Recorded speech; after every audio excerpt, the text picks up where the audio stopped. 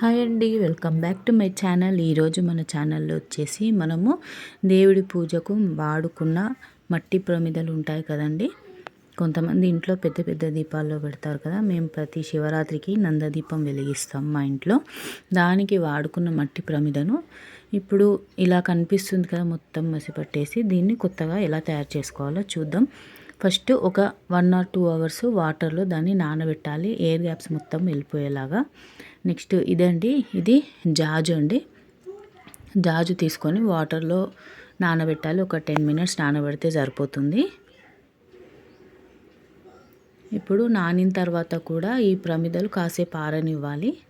తర్వాత ఈ జాజుని ఒక కాటన్ క్లాత్ తీసుకొని మొత్తము నేను చూపించిన విధంగా ఇలా స్ప్రెడ్ చేసుకోవాలి. ప్రమిదలకి చక్కగా బ్లాక్ కలర్ మసి ఏది కనిపించకుండా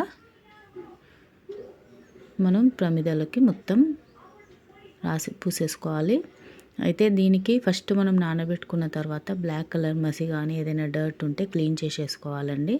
క్లీన్ చేసుకొని కాసేపు ఆరబెట్టుకున్న తర్వాతనే ఈ జాజుని ఇలా మొత్తం స్ప్రెడ్ చేసుకోవాలి. నేను వీడియోలో చూపించిన విధంగా.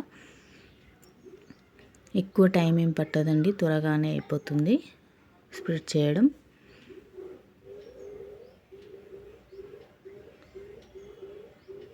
టూ సైడ్స్ చక్కగా స్ప్రెడ్ చేసుకోవాలి. ఇలాగే మీకు ఇంకొకటి కూడా చూపిస్తున్నాను.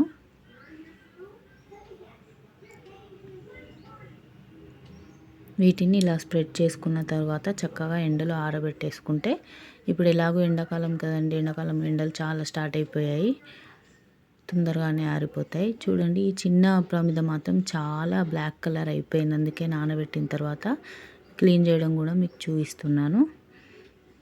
ఇలా క్లీన్ చేసి తర్వాత వాటర్తో కడుక్కొని కాసేపు ఆరనివ్వాలి. ఆ తర్వాత ఇలా ఈజీగా జాజు స్ప్రెడ్ చేసుకొని ఎండలో ఒక 2 hours 3 hours ఉంచుకుంటే అయిపోతుంది. 2 sides కూడా.